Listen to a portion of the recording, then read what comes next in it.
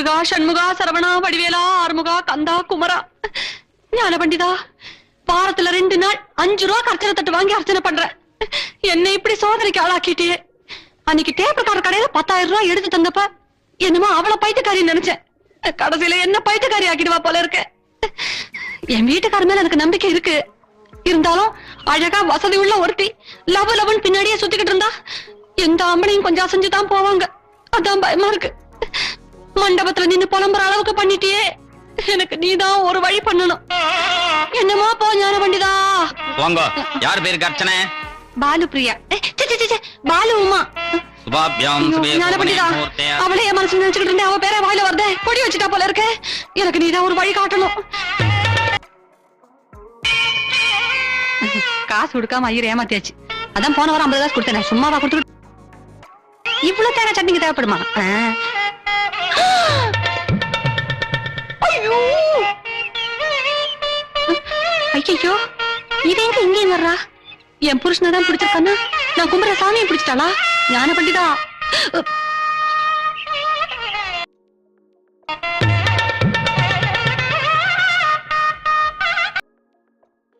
வாங்க. அர்ச்சனை யார் பேருக்கு? அவர் பேருக்கு. அவர் பேருக்கு என்ன? பாலு. கல்யாணம் ஆயிடுதா? அவருக்கு ஆயிடுச்சு, எனக்கு ஆகல. ஆனா அவருக்கு எனக்கு சீக்கிரம் ஆயிடும். ஓம் சுக்லாம் வரதரம் விஷ்ணு. என்ன திமிருந்தா ஏன் புருஷன் பேர் கல்யாணம் பண்ணுவ? ஓ நீங்க தான் அவர் ஒய்ஃபா? நானே உங்களை மீட் பண்ணலாம்னு நினைச்சேன். கும்பிட போன தெய்வம் குறுக்க வந்த மாதிரி நீங்களே வந்துட்டீங்க. அழக்காத. எந்த தைரியத்துல என் புருஷன் பேருக்கு அர்ச்சனை பண்ணாத சொல்லு.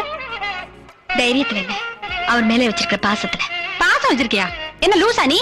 அவருக்கு 2 பிள்ளைங்களும் அழகான பொண்டாட்டி நானும் இருக்கேன். இனிமே நானும் பொண்டாட்டியா இருக்கேன். என்ன பார்த்தா அவனுக்கு இழிச்சு வர மாதிரி தெரியுதா? இன்னைக்கு 2 ஒண்ணு போறீங்க. நீங்க 2 பேரும் கும்புற சாமியை பாத்தீங்களா? முருகப்பெருமான். வலதைய பக்கம் வள்ளி, இடதைய பக்கம் தெய்வான. அவருக்கே 2. ஐயரே உன்னை பஞ்சாயத்து பண்ண கூப்பிட்டமா? உள்ள போய் பூஜை பண்ணு போ. பஞ்சாயத்து இல்லமா, அனுபவத்துல சொல்றேன். எனக்கு ஆத்துல 2 தான் போங்க. உனக்கே 2ஆ? பாத்தியாவுமா, இது ஒண்ணும் பெரிய விஷயம் இல்ல. தெய்வான நீ இருக்க, வள்ளியா நான் இருக்கேன். என் புருஷன் முருகனா? விட்டா அவரையும் கூட்டிட்டு உள்ள போய் உட்கார்ந்து போல இருக்க. ரொம்ப பேசிட்டே போனேன்னா நான் பொல்லாத ஆயிடுவேன். என்ன பத்தி உனக்கு தெரியாது. ஆமா, என்ன பத்தி உனக்கு நல்லா தெரியும். ஆசைப்பட்டதை அடையாம விட மாட்டேன்.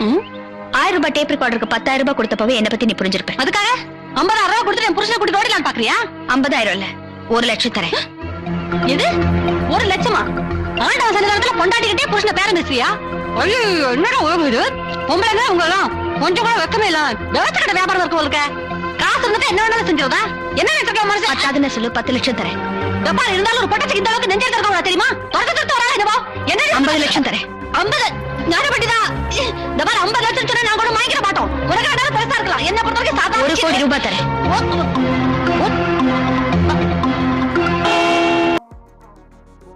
பணத்துமில்ல பேசல, அவர் மேல வச்சிருக்கிற பாசத்துலதான் சொல்றேன். நான் அவரை கல்யாணம் பண்ணிக்க நீ சம்மதிச்சா உனக்கு 1 கோடி ரூபாய் தரேன். அதனால அவரு, நான், நீ, உன் குழந்தைங்க எல்லாரும் சந்தோஷமா இருக்கலாம். நல்லா யோசிச்சு சீக்கிரமா ஒரு முடிவெடு.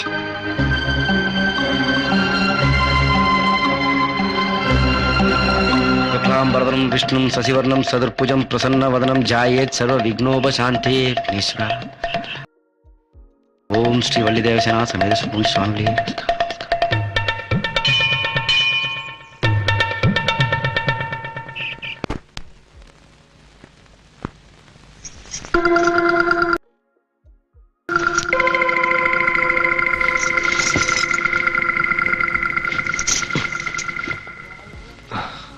இன்னும் நீ தூங்கலையா? என்னமோ கோடி ரூபாய் கையில் வச்சுட்டு இருக்குமா? என்ன யோசனை? தூங்கு.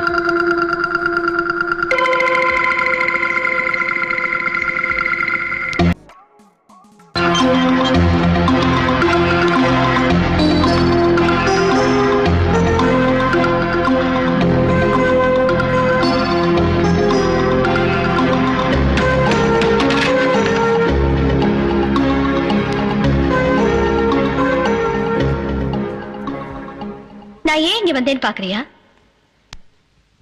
நான் எப்பவுமே சொன்னதை செய்வேன், செய்யறத சொல்வேன். கோயில்ல உனக்கு தரதா சொன்ன 1 கோடி ரூபாய் இதுல இருக்கு. அது மட்டும் இல்ல, நம்ம 2 பேரோட சந்தோஷமும் இதுல அடங்கி இருக்கு. சீக்கிரமா ஒரு நல்ல முடிவு எடுத்தா உனக்கும் நல்லது, எனக்கும் நல்லது.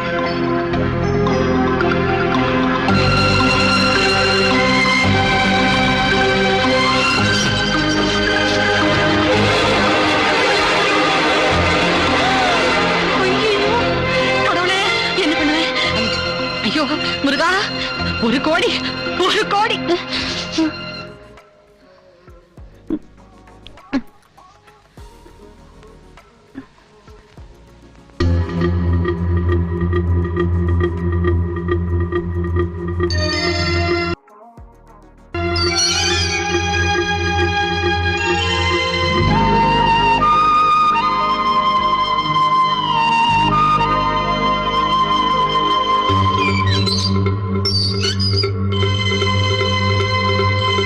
அவரு, நான், நீ, உன் குழந்தைங்க எல்லாரும் சந்தோஷமா இருக்கலாம். நல்லா யோசிச்சு சீக்கிரமா ஒரு முடிவெடு.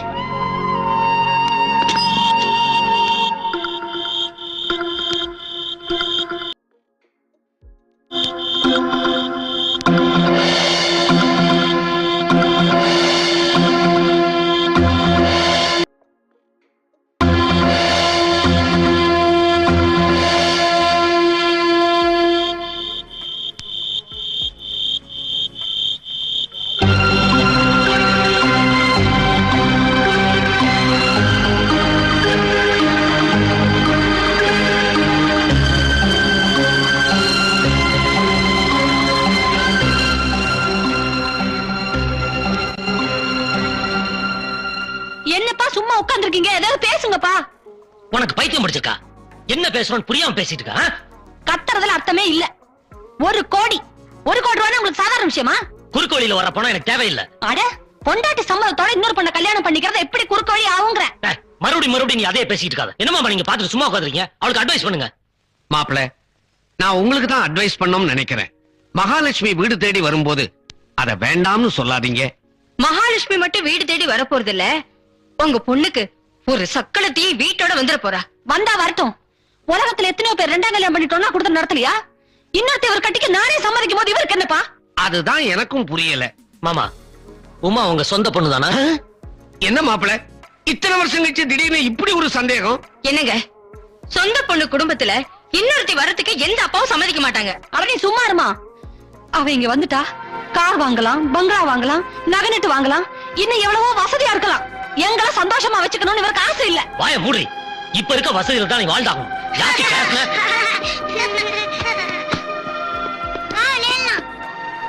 ஜாஸ்தி பேசுன அரைஞ்சு பல்ல ஊத்துருவேன்.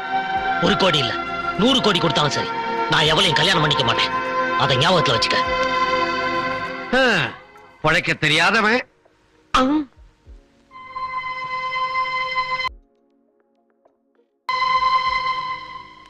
என்னம்மா? அம்மா சாப்பிடுவாங்கம்மா.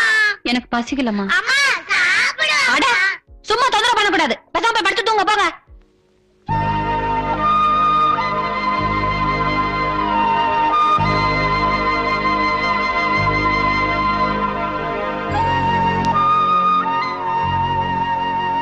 உமா சாப்பிடு. ரொம்ப டயர்டா இருக்க. இருந்துட்டு போகுது. உடம்புக்கு ஏதாவது ஆயிட போகுது. ஆகட்டும். இப்படி இருக்கிறத விட சாவறதே மேலு. புரியாமலே பேசிக்கிட்டு இருக்க. மறுபடியும் சொல்றேன், பணம் இருந்தா மட்டும் சந்தோஷம் கிடைச்சிடாது. பணம் இல்லன்னா கௌரவம், அந்தஸ்து, மரியாதை எதுவுமே கிடைக்காது. பணம் மட்டும் தான் வாழ்க்கை நினைச்சிட்டு இருக்கியா? சரி, நாளைக்கு உங்க வேலையை ராஜினாமா பண்ணிடுங்க. சம்பளம் இல்லாம எப்படி வாழ்றது? இப்பதான் நம்ம பணம் வாழ்க்கை இல்ல. நீங்க புருஷனை அனுசரிச்சு போறதுதான் நல்ல பொண்டாட்டிக்கு அழகு. பொண்டாட்டி தேவையை பூர்த்தி செய்யறதுதான் நல்ல புருஷனுக்கு அழகு. முடிவா பணத்துலதான் சுகம் இருக்குங்கிற இல்ல? இதுல என்ன சந்தேகம்? என்ன இன்னொருத்தி பங்கு போட்டுக்குவா. அதுல ஒண்ணும் நஷ்டம் இல்ல, லாபம் தான். நான் சம்மதிக்கலனா நீ சாப்பிட மாட்ட. சாப்பிடுறேன். இந்த தூக்க மாத்திரை சாப்பிடுறேன். ஒரே அடியா செத்து போறேன். உங்களுக்கு நிம்மதியா இருக்கட்டும்.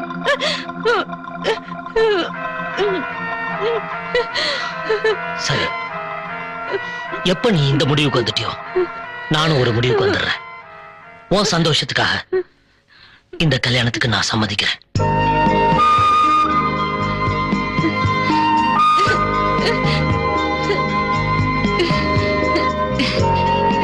இப்ப சாப்பிடு. மறுபடியும் இந்த சந்தர்ப்பம் கிடைக்காம கூட போயிடலாம்.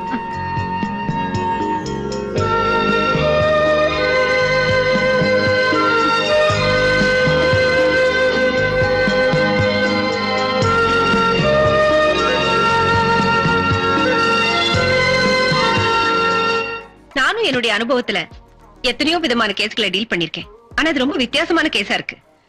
சாதாரணமா புருஷனுடைய நடத்தை சரியில்லை, குடிகாரன், வரதட்சணை கேட்டு ரொம்ப கொடுமைப்படுத்துறான், இப்படிப்பட்ட பிரச்சனைகளோட வர பெண்களுக்காகத்தான் நான் வாதாடி இருக்கேன்.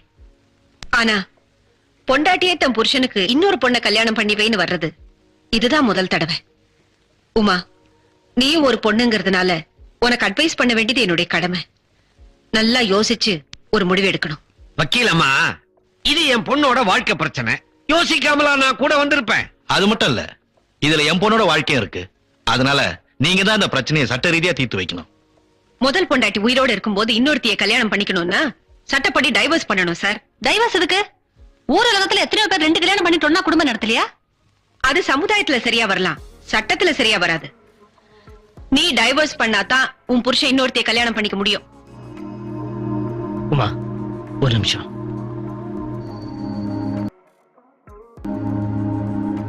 பாத்துமா, மாப்பிள்ள மனச மாத்திர போறாரு. உமா, இப்போ ஒண்ணு கெட்டு போகல. நல்லா யோசிச்சு முடிவு பண்ண. இன்னும் என்னங்க இருக்கு யோசிக்கிறதுக்கு? அப்ப என்ன விட்டு பிரிஞ்சு வாழ போறியா? அட, சட்டத்துக்காக பிரிஞ்சு வாழற மாதிரி நடிக்கிறவங்க, அவ்வளவுதானே. பணத்துக்காக புருஷனே வைத்துட்டான்ற அவமானம் உனக்கு வரும்.